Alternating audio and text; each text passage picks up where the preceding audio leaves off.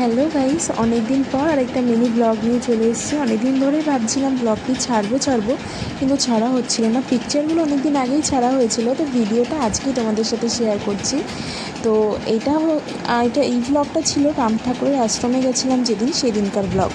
তো আমি তো ফার্স্ট টাইম গেছিলাম রাম ঠাকুরের আশ্রমে আমাদের এখানেই। তো ছেলেকে নিয়ে আমি আর ও তিনজনে মিলে গেছিলাম। তো আমি তো ফার্স্ট টাইম এখানে আসলাম, তো এসে আমার তো বেশ দারুণ অনুভূতি হলো। এটাই হচ্ছে রাম ঠাকুর। তো এনার নামে এখানে আশ্রমটা। তো এনার নামেই আশ্রম। আর এখানে দেখো কীর্তন হচ্ছে, প্রতিদিনই এখানে কীর্তন হয় আর অনেক লোকজনই আসে। একটা সুন্দর একটা মহল থাকে আর খুব ভালোও লাগে। আর মন্দিরটা কিন্তু অনেকটাই বড়, খুব সুন্দর মন্দিরটা। তো ছেলেকে নিয়ে আসার পরে ছেলেও খুব মজা করছিল।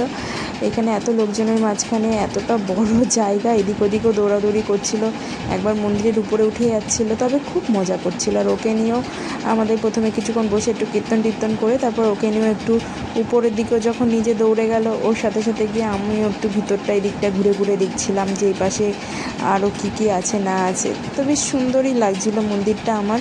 আমি সবসময় বাইরের থেকে দেখতাম কিন্তু কখনো ভিতরে আসিনি। তো আজকেই ফার্স্ট টাইম আসলাম এবং আমার এক্সপিরিয়েন্সটা কিন্তু বেশ দারুণই ছিল। তো এখানে যখনই মনে হয় তখনই এখানে এসে বসাই যেতে পারে, কীর্তন হয় প্রতিদিন, নাম টাম শোনাই যেতে পারে। তো বেশ ভালোই লাগলো।